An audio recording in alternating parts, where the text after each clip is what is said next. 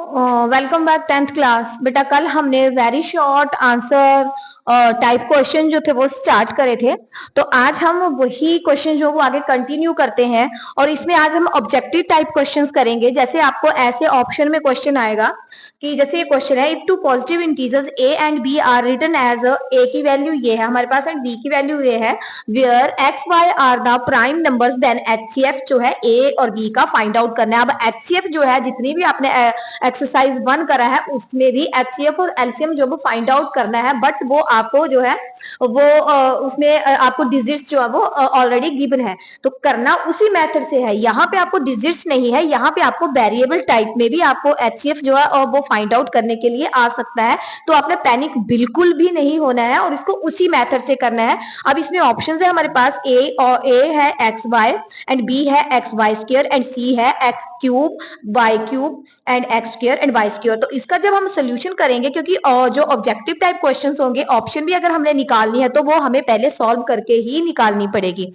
तो इसके लिए जैसे ये a है, तो a हमारे पास यहाँ a जो है वो ऑलरेडी गिवन है हमारे पास x cube and y square, और b जो है हमारे पास यहाँ पे x एंड y क्यूब है हमारे पास। तो ये वैसे तो यहीं से पता चल जाएगा, बट आपको फिर भी पता नहीं चलता तो आप कैसे इसको रफ में एलेबोरेट करके देख सकते हो। x जो है वो 3 टाइम है तो इसको 3 टाइम लिखेंगे, y 2 टाइम है तो इसको 2 टाइम लिखेंगे, एंड नीचे जो है b की वैल्यू x 1 टाइम है तो 1 टाइम आ गया, y जो है वो 3 टाइम है तो 3 टाइम आ गया। पेयरिंग किसकी हुई, यहाँ पे x की पेयरिंग हुई और एक ये y की पेयरिंग हुई और ये सेकंड y की पेयरिंग हुई हमारे पास।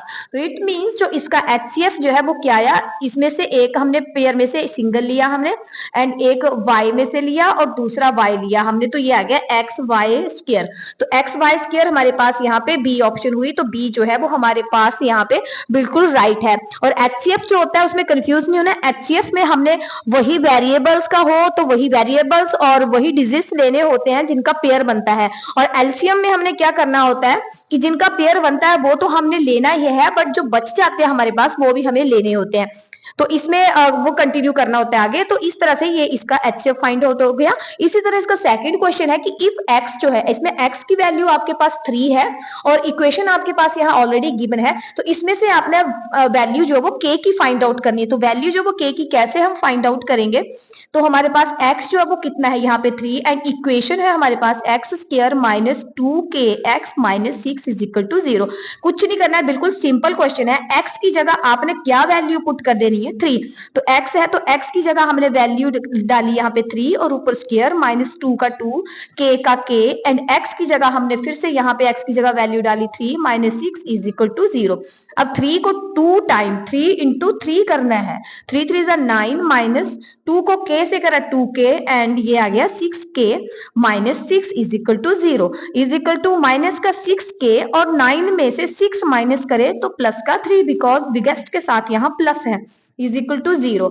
अब ये आ गया हमारे पास यहाँ पे 3 minus 6k is equal to, ये यहाँ पे 0 के इसके जो है वो राइट हैंड में जाएगा, ये प्लस में है, यहाँ आके माइनस में होगा, माइनस कट गया, k is equal to sorry k is equal to 3 divided by 6, 3 1 3 3 2 6 and k की वैल्यू आ गई 1/2। तो हमारे पास ऑप्शन है यहाँ पे B। तो इस तरह से हमारे B ऑप्शन जो बिल्कुल सही आ गई। तो इस तरह से आपने वैल्यूज जो वो फाइंड आउट करनी है और कैलकुलेशन जो है बिल्कुल सही ढंग से करनी है, बिकॉज अगर कैलकुलेशन में थोड़ा सा भी प्रॉब्लम आ गया या मल्टीप्लिकेशन में थोड़ा सा भी प्रॉब्लम आ गया तो आपका सारा सम जो है वो गलत हो जाएगा। तो इसको आपने ध्यान से करना है और इक्वेशन निकालनी है वैल्यू पुट करके, तो इस तरह से निकालनी है, और HCF या LCM आता है वेरिएबल्स का तो वो इस तरह से करना है। थैंक यू सो मच बेटा।